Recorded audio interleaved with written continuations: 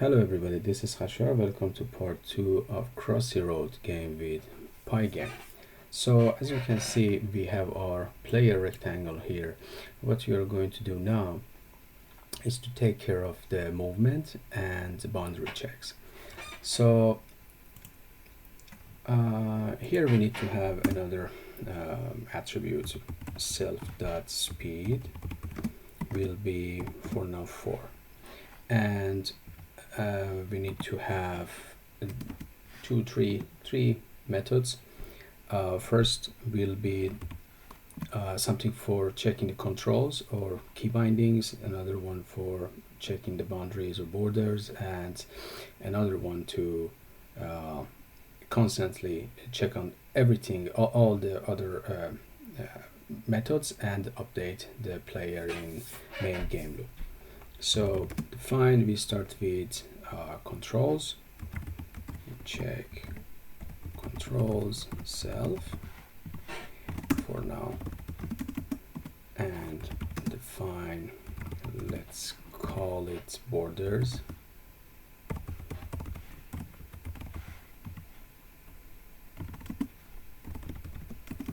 and the last one for now, define update self, and there we are going to check these two other methods. So here check controls,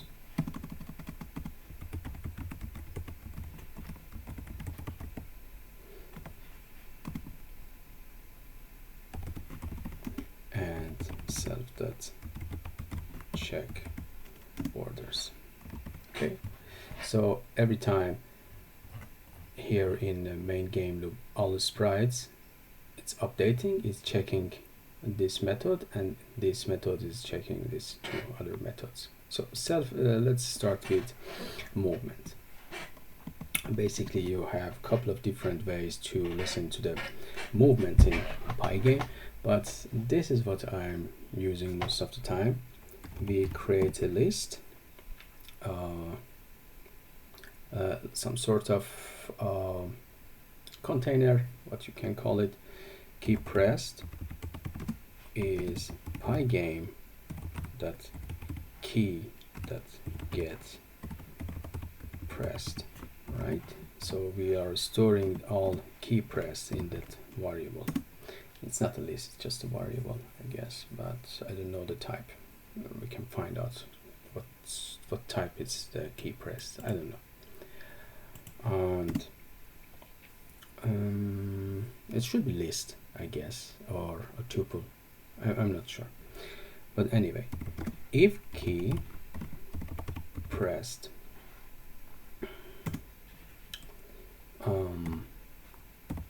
pygame dot k left, should be, everything should be capital. Key left, then self.rect.x minus equal self.speed, right? So let's try it. Oops.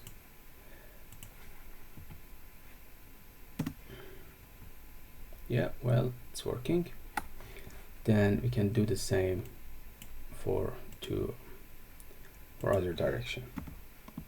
And if key pressed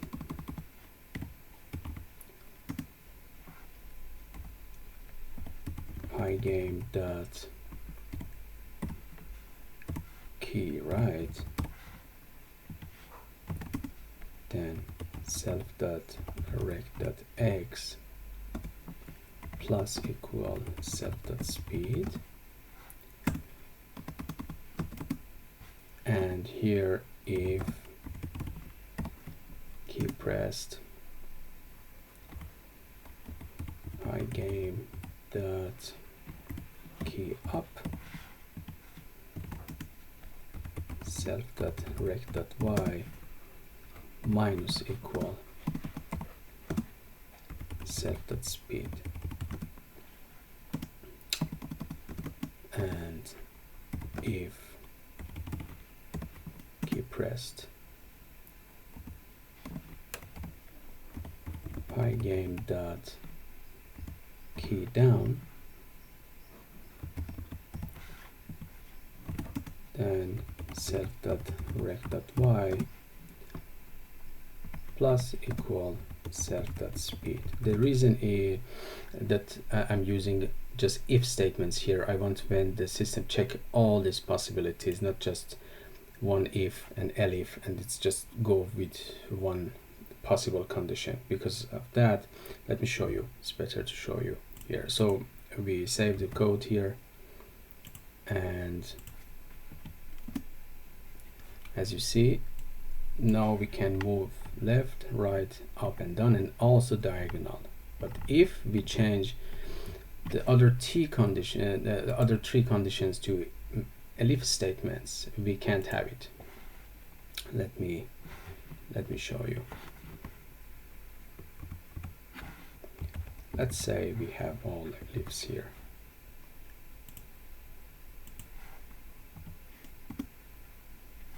All right.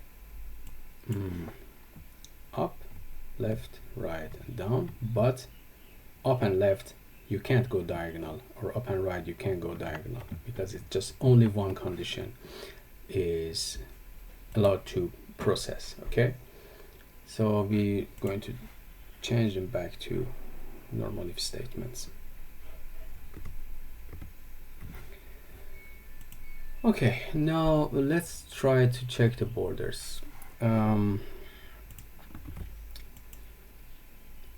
is this?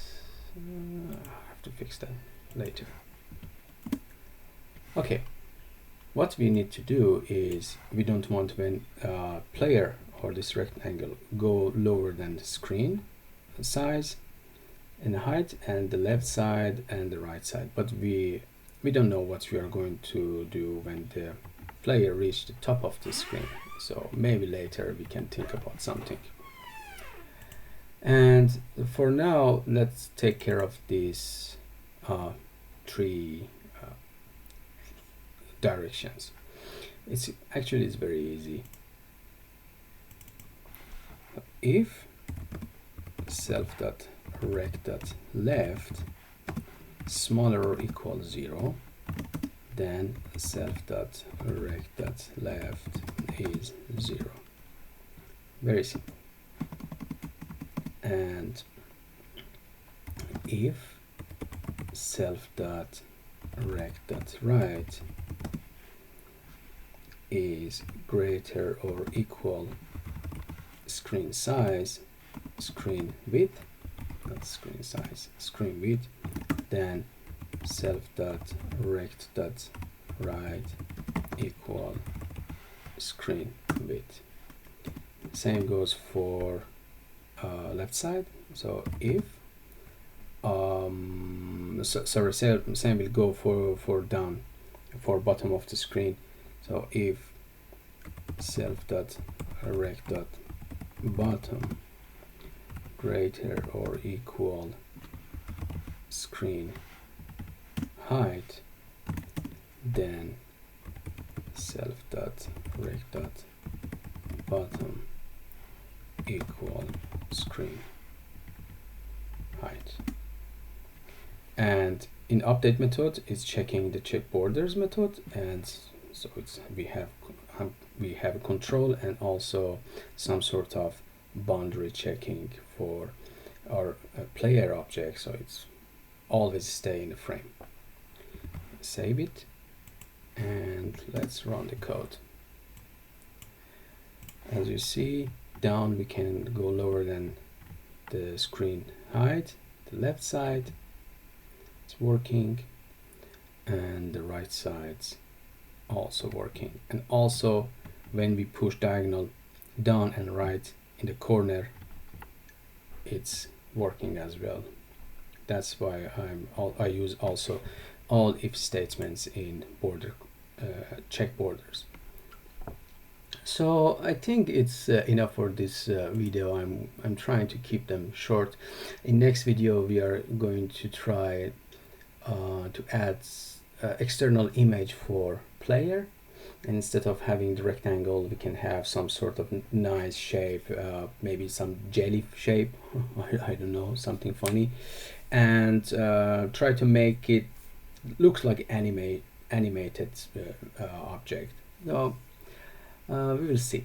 So same as always, if you like my video tutorials, please subscribe, and thanks for watching. I see you guys in the next video.